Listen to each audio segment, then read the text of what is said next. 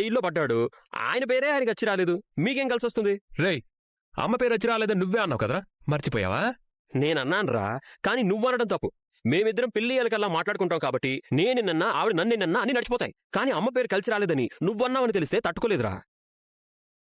డబ్బులు మీ మామగారిచ్చి ఉండొచ్చు, కానీ వీడిలా ఎన్ని తప్పులు చేసినా మా ఇంట్లో ఉంటున్నాడంటే దానికి కారణం మా అమ్మే. నీకెవరిష్టమని మా అమ్మను నిద్రలేపి అడిగినా సరే టక్కును వీడి పేరే చెప్తుంది. కానీ వీడు మాత్రం మా అమ్మ పేరు లక్కీ కాదంటున్నాడు. నేను అమ్మ పేరు లక్కీ కాదన్నానా నీకెలా తెలుసు? ఏంటి సాక్ష్యం? నీకు సాక్ష్యం కావాలి అంతే కదా?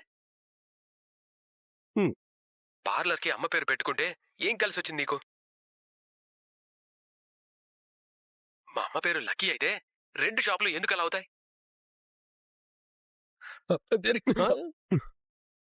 ఇది నువ్వు అమ్మ మీద చూపించే ప్రేమ, గౌరవం. ఈ మాటలు అమ్మ వింటే నీ బతికేమవుతుందో ఆలోచించావా? నీకసలు మేనస్ ఉందా? భార్యాభర్తలు మాట్లాడుకున్న మాటలు రికార్డ్ చేస్తావా? భార్యాభర్తలు అచ్చుకు బుచ్చుకు మాటలు మాట్లాడుకుంటే నేను ఎందుకు రికార్డ్ చేస్తాను? అచ్చి రాదన్నాడు కాబట్టి రికార్డ్ చేశాను. వీడెన్ని మోసాలు చేసినా, ఎన్ని తప్పులు చేసినా స్తంభంలా నిలబడి వీడిని కాపాడుతుంది మా అమ్మ. ఆ మాత్రం ఇంగిత జ్ఞానం ఉందా వీడికి?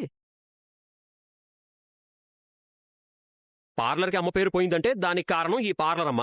పూలగొట్టు పోయిందంటే దానికి కారణం కార్పొరేషన్ వాళ్ళు. కానీ అమ్మ మాత్రం నువ్వు బాగుపడాలని కోరుకుంటుందిరా. నువ్వు పైకొచ్చి ఉద్ధరిస్తావని అనుకుంటుంది. అదంతా మేం చూసుకుంటాం, నువ్వు పో. నువ్వెందుకు చూసుకోవడం? ఈ రికార్డింగ్ వినిపిస్తే అమ్మే చూసుకుంటుంది. నీతో రికార్డింగ్ చేయిస్తుంది. ప్లీజ్ రేయ్, ఈ ఇంట్లో అమ్మ ప్రేమ మొత్తం నీకే దక్కిందిరా. అందుకే నీకు ఆ విలువ అర్థం కావడం లేదు. అది దక్కని నాకు తెలుస్తుంది దాని విలువేంటో. అమ్మ నీ మీద చూపించిన ప్రేమలో 5% నా మీద చూపించిన అమ్మ